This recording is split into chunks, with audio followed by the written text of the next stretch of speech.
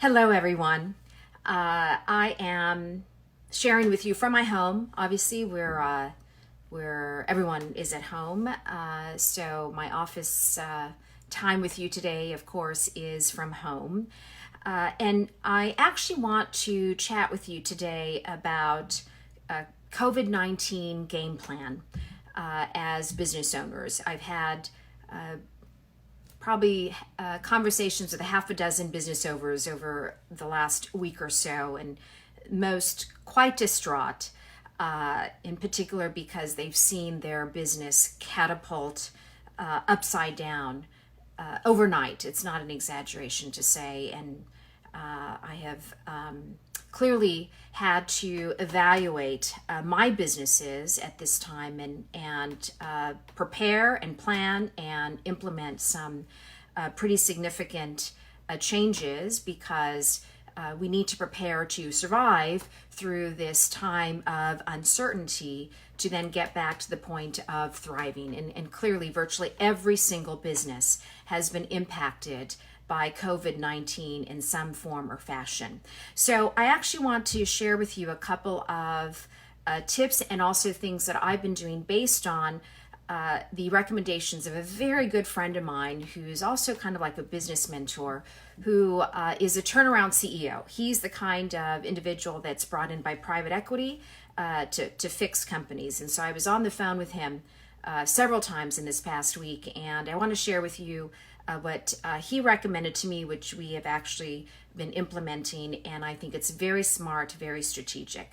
The first is, let's talk about mindset. This is an unprecedented time period that we are in, and sometimes it's hard for us to acknowledge and face reality, and frankly face that it could get really bad.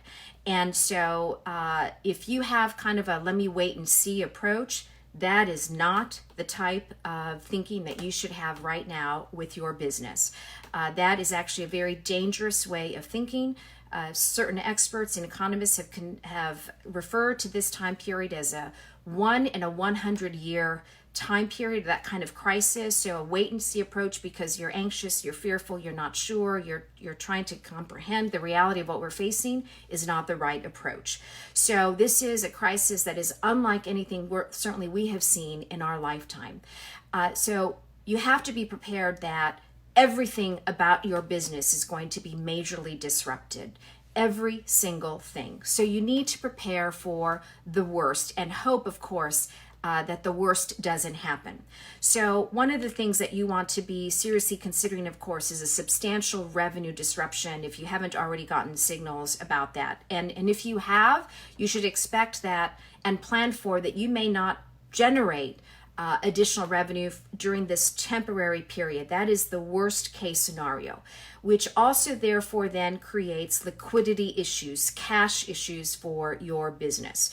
So when you are modeling scenarios, you have to go to the worst case scenario. The other thing to understand is that the recovery period may not be as fast as you perhaps may be hoping for or thinking for. And again, you've heard this, hope is not a strategy. Certainly in this scenario, hope is not a strategy. You really have to plan for multiple quarters of lower revenue, substantially lower revenue, potentially no revenue if that's what's happening or could happen to your business. And then how do you survive? That's the mentality. How do you survive during this time period to get back to the stage of thriving? Also recognize that your employees, certainly your employees, and certainly your customers, the decision makers, the influencers, they're experiencing fear, panic, disruption. They may be losing their jobs depending on who you're dealing with within the organization of your clients. And I'm talking, of course, B2B, but this applies, of course, as well to B2C. So when they're experiencing fear and panic, recognize that that may also be impacting how they're thinking, how they want to move forward, not just the company line, but how they themselves personally want to move forward. It is critical for you as a CEO to be thinking worst case scenarios, and most likely the worst case scenarios are more than what your team is imagining. I had to take some very serious actions this past week. Fortunately, I was able to, at this time, to make sure that all of my employees are paid, but we had to cut back costs dramatically. We had to cut costs significantly because we have to make sure that we can survive for a time period till we get to the other side of what we call thrive. And it was a shock to my employees, understandably so. I needed to prepare them. I needed to explain, and this is the other thing I want to share with you. It is very important that you communicate and you are transparent. So I explained to my team members that as part of cutting our costs, all the other things that we did to cut costs that didn't impact them, and then I had to talk about pay cuts. And I had to explain why we were implementing pay cuts. And I shared the entire business scenario. I said, this is where we're at as of today, this third week in March. Here's what's happening. There are these 4 financial impacts that we're experiencing. They're all happening at this time. This is the state of the state. This is what's happening in the business. This is the reason why we need to make these decisions and have this impact so that we can survive to get to that next stage. Of course, as you can imagine, my employees were shocked. Even though there's news and information out in the workspace, it was very, very difficult. It was very difficult for them. It was very difficult for me as their leader, but it helped that I was very transparent. And in the communication, I had direct communications with groups of my team, so by department, by division. And then, and especially because we're in a virtual scenario, everyone's deployed working from home. I didn't want to have a conversation with everybody in a group Zoom call. So I had conversations with departments and people in different groups. I explained the situation. I explained what the impact would be. And then I followed up with a written email that I had already prepared, basically restating what I had said because they needed time to process. And then when I talked about the pay cuts that were being implemented, I also provided them information about resources because we are also in an unusual time period, which is in other economic circumstances when there are high rates of layoffs or pay reductions. There aren't all these other relief scenarios occurring. In this particular case, there are relief scenarios. So we gave them resources about where they can go to, for example, help with their mortgage payments, credit card payments, car payments, things like that. They all appreciated the fact that I was very honest with them. They all appreciated that while the cuts were drastic and dramatic, that they are employed and they still have health insurance. And that was really my goal. So I say that to you to simply say that one of the things that you need to keep in mind is that what you're going to share with your employees is probably worse than they're thinking if you haven't already gone there. So that's really important in terms of the communication. So now let's talk a little bit about not just employee safety, because I think there's enough information out there, but let's talk about revenue, contracts, things like that. So my companies are B2B companies. These are companies, we sell to large corporations and government agencies in my companies. So a couple of things that we have done is we have contacted first and foremost all our current clients, and we have let them know that we are here to support them. There isn't going to be interruptions to their service and the things that we are providing them. That's very important.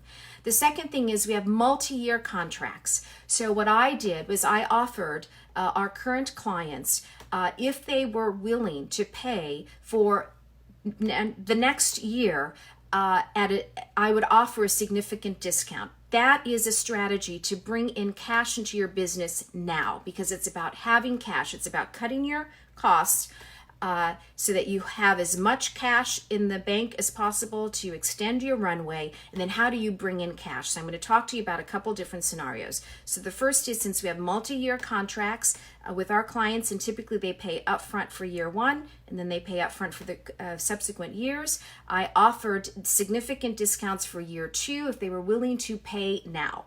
That has worked in at least 50% of the circumstances.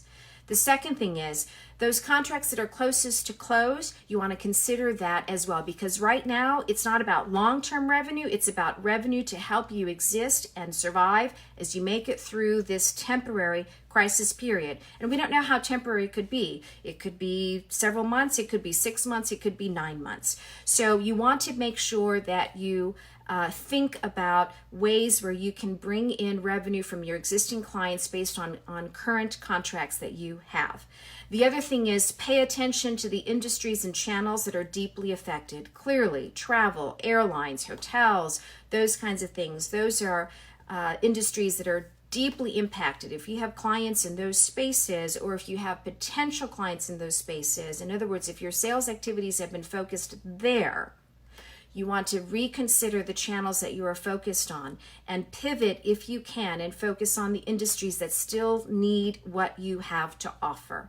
So that is really important. So what I want to leave you with here is, and I'll continue to talk about this, I actually may join you more than once a week. As you can imagine, I've been, as you are too, I'm sure, extremely busy in the last couple of weeks, and the last week in particular. The first is plan for the absolute worst and hope that it doesn't happen. A wait and see approach is not a good strategy. That may have a very strong likelihood of actually killing your business. Be transparent with your employees. Do as much as you can. Prioritize them. Explain to them what's happening, and make sure that they know that you care about them. That is number one. Do whatever you can, and you may not avoid being having to lay off people or furlough people. Two different things, by the way. Furlough is that it's a temporary layoff with an intent to rehire, and you can maintain benefits for them. A layoff is basically a separation from the company. So if you have to go there, be transparent and explain and recognize that this is going to be tremendously difficult for them and clearly for you as well. The last thing is think about ways to bring in cash now. Look at your current contracts, see if you can readjust them. Let your clients know that you're here for them, that your service is not stopping, that you are taking care of them. And consider restructuring contracts that you already have and offering discounts, because the whole point is getting cash in. Now, I haven't talked about the stimulus plans that are being passed by Congress. There might be obviously some additional relief opportunities there to help business owners. Obviously, we expect that to happen. That's still being understood. And what are the opportunities there? You want to take a look at that. I'll talk more about that in a conversation coming up in the very near future. And most important, this is the last thing I want to leave you with, is as CEOs and as founders, we carry a lot. We carry a lot of burden, a lot of stress. We care about employees. You need to take care of yourself. It has been a tough week for me. So, but my employees know that I care about them. They know that I'm there for them. They know that we're making the best decisions for them. And then I've had to take actually some long walks, make sure I get sleep so that I can show up and make sure that I'm there for them. I'm here for our clients, and I'm here certainly for my family members. So in all of this, what I want to tell you is that sleep for me is my secret weapon. So make sure that you're getting sleep and that you're also taking care of your mental health well-being, because that's really important. Take good care, and I'll talk to you soon.